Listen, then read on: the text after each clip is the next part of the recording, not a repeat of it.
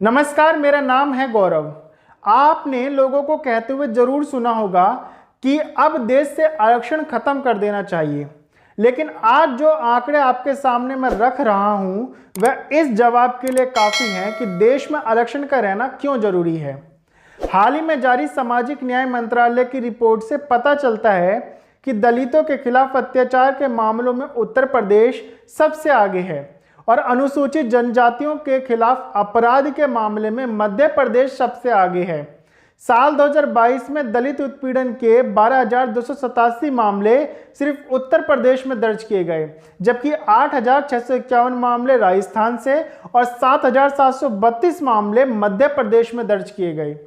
केंद्रीय मंत्रालय की रिपोर्ट से यह भी पता चलता है कि अनुसूचित जातियों यानी कि एससी के खिलाफ अत्याचार के 52,866 मामले और अनुसूचित जनजातियों यानी कि एसटी के खिलाफ 9,725 मामले वर्ष 2022 में अत्याचार निवारण अधिनियम 1989 यानी पीओए के तहत दर्ज किए गए थे। कुल मामलों में से 97.7% मामले सिर्फ 13 राज्यों में दर्ज किए गए हैं, जिसमें भाजपा शासित राज्य उत्तर प्रदेश, राजस्थान और मध्य प्रदेश टॉप पर हैं।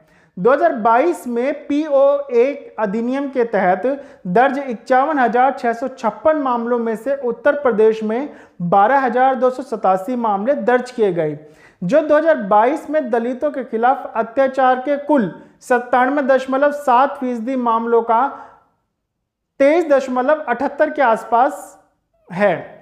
राष्ट्रीय अपराध रिकॉर्ड ब्यूरो के 2022 के आंकड़ों के अनुसार उत्तर प्रदेश राज्य में 15,368 मामले दर्ज किए गए, जो 2021 के 13,146 मामलों की तुलना में 16% अधिक हैं। राजस्थान में दलित विरोधी हिंसा के 8,752 मामले दर्ज किए गए। इसमें राजस्थान दूसरे नंबर पर है उत्तर प्रदेश के बाद। मध्य प्रदेश ने अपना तीसरा स्थान बरकरार रखा है यहाँ पर भी, जहां दलितों के खिलाफ अत्याचार के 7,733 मामले दर्ज किए गए। राष्ट्रीय अपराध रिकॉर्ड ब्यूरो यानी कि एनसीआरबी की रिपोर्ट में यह भी बताया गया है कि अनुसूचित जातियों यानी एससी के खिलाफ अपराध के कुल 57,582 मामले दर्ज किए गए, जो 2021 की तुलना में 13.1% अधिक है। अभी और सुनिए, यहां पर बातें खत्म नहीं होती हैं।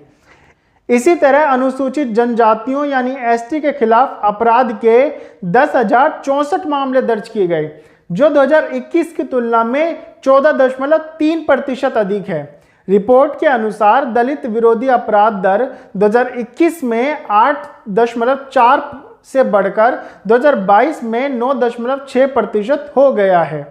रिपोर्ट में बताया गया है कि उत्तर प्रदेश, राजस्थान और मध्य प्रदेश इसके अलावा बिहार में अनुसूचित जातियों के खिलाफ सबसे ज्यादा अपराध दर्ज किए गए हैं।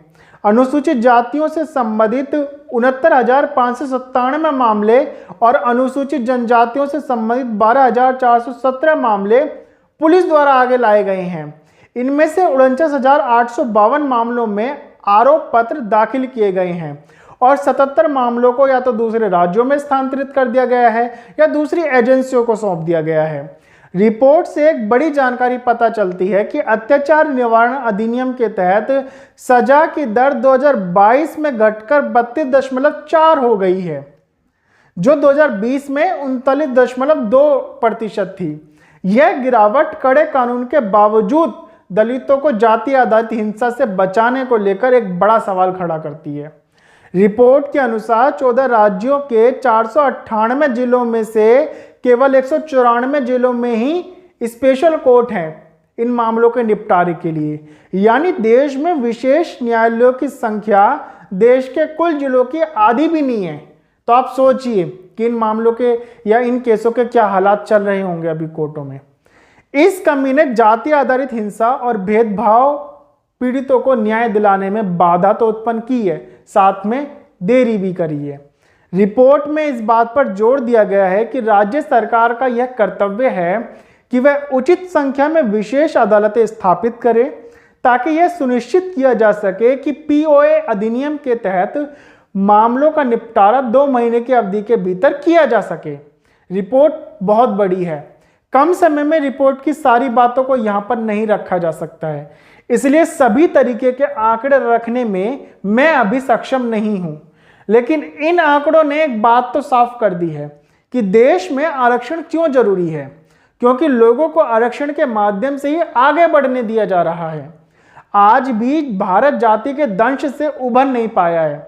जिस प्रकार की जाति व्यवस्था भारत में मौजूद है उसने भारत को खोखला बनाकर रख दिया है। लोग जाति से नहीं निकलना चाहते हैं, दलितों को उनके अधिकार नहीं दिए जा रहे हैं, मौका मिलने पर उनका शोषण किया जा रहा है। शहरों में दलितों की स्थिति शायद कुछ और होगी, हम जिसे दूसरी भाषा में बोल सकते हैं अच्छी हो सकती है, लेकिन भारत के गांव आज भी दलित विरोधी मानसिकता के साथ जी रहे हैं। धर्म कर्म तो दूर की बात है, सबसे पहले इंसानियत ही सीख ली जाए वही बड़ी बात है। उसके बाद शायद धर्म को समझने लायक बनाया जा सके। आए दिन उत्तर प्रदेश समेत अन्य बीजेपी राज्यों में से दलित विरोधी घटनाएं देखने को मिलती हैं। ये मैं नहीं कह रहा हूं, ये तमाम आंकड़े और खबरें कह रही हैं। यही आज की सच्चाई है और इस पर ही सभी को काम करने की जरूरत है। मिलेंगे नई वीडियो में, तब तक के लिए नमस्कार। और यदि आपने ये चैनल सब्सक्राइब नहीं किया है तो जरूर करें, वीडियो को लाइक नहीं किया है तो लाइक भी करें और शेयर भी कर दिया करें। मिलेंगे अगले टॉपिक के साथ।